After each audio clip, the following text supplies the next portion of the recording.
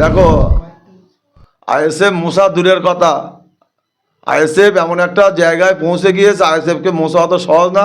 আমি এর আগেও বলেছি, এখনও বলছি, ওই শওকত সাহেবের শেকড় উপড়ে দিতে আমাদের বেশিক্ষণ সময় লাগবে না। আমরা অন্তত মনে করি, আমরা ইন্ডিয়ান সেকুলার ফান্ড মনে করি এটা। আমরা শুধু নওশাদ সিদ্দিকের কথায় চুপ আছি, কারণ আমাদের এমন একটা নেতা, এমন একটা নীতি মেনে চলে, তারা এমন একটা আদর্শ, সেই আদর্শ আমরা মেনে চলি। আমরা ওই ধরনের কথা বলি না। তবে হ্যাঁ, কুকুর যদি তোমাকে কামড়ায়, তুমি কি কুকুরকে কামড়াতে পারবে? তাহলে কুকুরকে কি করতে হবে? লাঠি পেটা করতে হবে। তাহলে কুকুর কুকুরের মতন বলবে, কুকুর কুকুরের মতন কামড়াবে, তা আমরা কুকুরকে কামড়াবো না, আমরা কুকুরকে লাঠি পেটা করবো আগামী দিন। তিনি বলছেন তাঁর দলে একটাই গাদ্দার ছিলেন, আরাবুল ইসলাম। তিনি এমনই নাম ধরে কিন্তু কটাক্ষ করলেন যে তিনি আইএসএফ এর হয়ে কাজ করেছিলেন 2021 সালে। কি বলবেন? দেখো, ওটা ওনাদের ভাগাভাগির ব্যাপার। ওখানে একটা চলে, সিন্ডিকেট চলে। সেই সিন্ডিকেটে কে কত টাকা আয় করতে পারে, ওনাদের সেই লড়াইটা, ওদের ইগোর লড়াই। আরাবুল ইসলাম তো সাসপেন্ড হয়েছে, উনি তার বহিষ্কার হয়নি। তা ওনারা কখন চলে যাবে ঠিক নেই। ও আরাবুল ইসলাম এর আগেও সাসপেন্ড হয়েছিল, আরাবুল ইসলাম সাসপেন্ড হয়েছিল, আবার ওনার 2-3 মাস পরে ডেকে নিয়েছে, আবার আরাবুল ইসলামকে কখন ডেকে নেবে, ওইসব কথা বলতে আমি নারাজ। ওনাদের ভাগাভাগির ব্যাপার, কত টাকা কে তুলতে পারে, কত টাকা কে পৌঁছে দিতে পারে, সেই সব ওনাদের ব্যাপার। তা ওইসব নিয়ে আমি কথা বলতে চাই না। আর ওনারা সাড়ে সাড়ে লড়াই করবে আর সাধারণ মানুষকে ক্ষতি হবে, এটা আমি হতে দেবো না আগামী দিন। এই যে আরাবুল একেবারে 3বার একেবারে সাসপেন্ড হয়েছে, এটা কি ওদের কোনো একটা ষড়যন্ত্র আছে?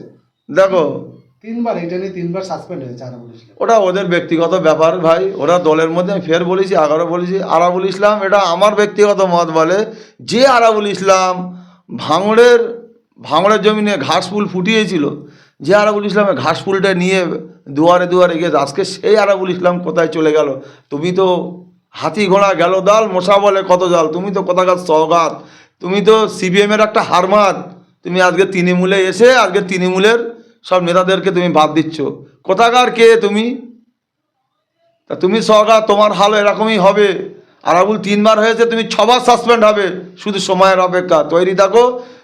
সবার সাসপেন্ড হয়ে কথা, তোমাকে আগামী 28 তারিখে তোমাকে কোর্টের জবাব দিতে হবে। তো এমন তোমাকে জবাব আমরা নেবো, কোর্টের মাধ্যমে তোমাকে এক একটা হাড় তোমার হিম করে দেবো।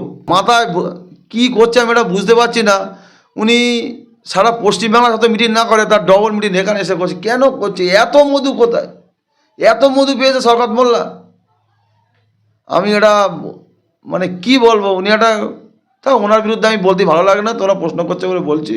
উনি ভাঙড়ের মানুষ এসে গান ধরে, এসে গান শোনাতে আসে মানুষের। উনি ভাঙড়ের মানুষকে একটাই দিতে শিখেছে, গানটা শোনাতে শিখিয়েছে, আর কিছু পারেনি। আর একটা কথা বলি, এই যে এখানে এসে বলছিল যে আইএসএফ বলে কিছু নেই, তাহলে কেন আইএসএফের এত ভয় লাগছে?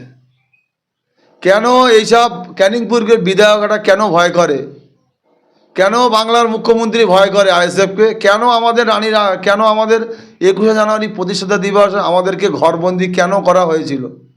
যদি ভাঙড়ে আইএসএফ না থাকে, তাহলে সায়নী এবং ক্যানিং পূর্বের বিধায়ক কেন বারবার সারা পশ্চিমবাংলায় যা মিটিং হয় না, এই ভাঙড়ের বুকে সেই মিটিংটা হচ্ছে? কেন হচ্ছে?